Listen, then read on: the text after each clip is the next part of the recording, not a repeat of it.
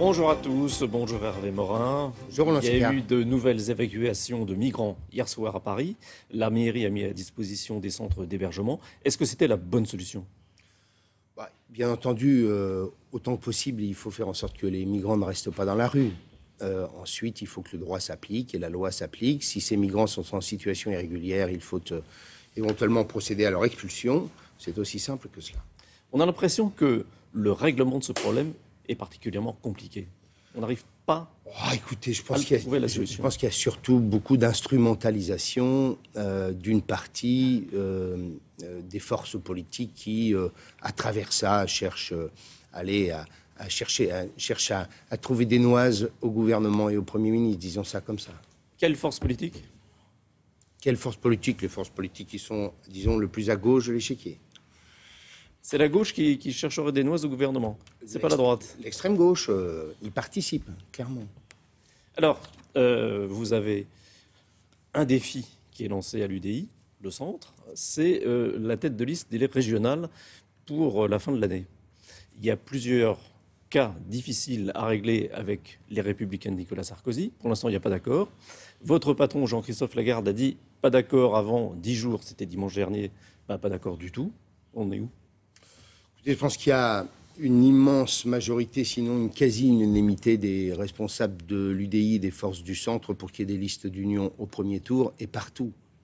Pourquoi? Parce qu'on est dans un schéma politique qui est assez simple. Vous êtes concerné, hein? Oui, je suis concerné, Vous, en Normandie. mais je veux dire, moi j'ai cette chance, c'est que tous les parlementaires UMP, vous voyez, hier j'étais dans la Manche, j'étais dans la baie du Mont-Saint-Michel, j'étais avec le député UMP de la Manche pour rencontrer les élus de la baie du Mont-Saint-Michel. Donc là, la question ne se pose pas franchement pour mon cas de figure. Je crois que globalement, qu'est-ce que demandent nos compatriotes? Ils ont bien compris qu'aujourd'hui, on était dans un schéma politique très simple, avec trois forces politiques, l'extrême droite, l'opposition républicaine et la gauche, qui représentent 3/3, et que toute division du premier tour nous amène à l'échec. Vous savez, au-delà des militants et du noyau le plus dur, personne n'est sur des patriotismes de parti qui font qu'on veut aller combattre et en découdre avec les Républicains au premier tour. Ce que nous voulons, c'est d'abord gagner... Vous visez qui, là? Vous visez le patron de l'UDI? Non, je le dis globalement à ceux qui seraient sur une autre ligne.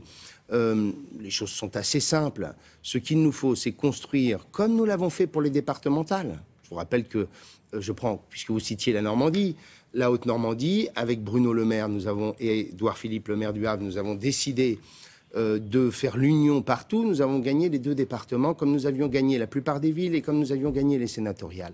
Et ce que veulent nos compatriotes, c'est que nous soyons unis. On a nos différences de sensibilité, nous sommes plus humanistes, peut-être plus ouverts, plus bienveillants, plus européens, parfois plus libéraux. Bien, mais globalement, nous portons le même projet politique. Et donc, ce que je crois, c'est qu'il faut que nous trouvions rapidement...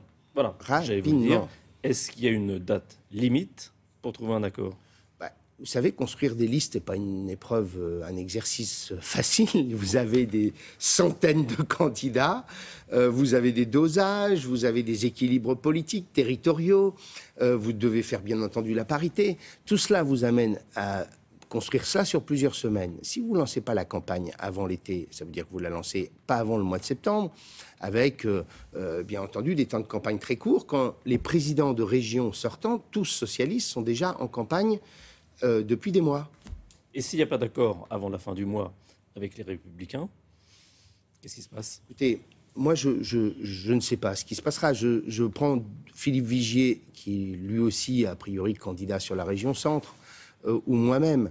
Moi, nous ne serons pas dans des histoires de premier tour. Et la plupart des parlementaires ou des leaders de l'UDI n'ont aucune envie d'aller dans des histoires de premier tour qui ne mènent nulle part, sinon à porter ensemble, collectivement, faute d'accord, l'échec de l'opposition. Et donc ce qu'il faut, c'est que nous bâtissions rapidement par un dialogue qui ne se fait pas par coup de menton, par posture, mais qui se fait dans une espèce de dialogue sincère, où on pose les choses sur la table, l'équilibre des forces, qu'est-ce que tu représentes, qu'est-ce que nous représentons, et faisons les listes. Voilà. Les primaires en vue de l'élection présidentielle, est-ce que l'UDI doit y participer? Ce que l'UDI ne peut pas se permettre de faire, je me souviens très bien de la phrase de Jean-Louis Borloo, Roland Sicard, quand il avait annoncé qu'il ne serait pas candidat à l'élection présidentielle. Il avait dit « Nous ne sommes pas prêts pour cela ». J'ai toujours pensé que l'UDI, qui est reparti des cendres... Et vous aviez été candidat. Oui, oui, je sais, je suis payé pour le savoir. Je sais que ce n'est pas une histoire qui se construit comme ça parce qu'on est dans un inconscient collectif extrêmement compliqué. C'est une longue sédimentation dans l'opinion publique pour être un candidat capable d'incarner une alternative. Et donc ce qu'il faut, c'est que nous continuions à bâtir notre formation politique, que nous participions éventuellement aux primaires ou que nous soutenions quelqu'un, chacun fera le choix qui est le sien. Mais franchement, est-ce que vous entendez dans le peuple de France des hommes et des femmes appelés à une candidature au premier tour de l'élection présidentielle qui soit issue de l'UDI? Moi, pour ma part, qui suis 5 jours sur 7 à rencontrer des Normands, j'en vois pas beaucoup. Merci. Merci. William, c'est à vous. Merci beaucoup, messieurs. Dans quelques instants, avec la spécialiste du tourisme de Télématin, nous allons revenir sur ces 30 ans écoulés. Et là, il y a des surprises.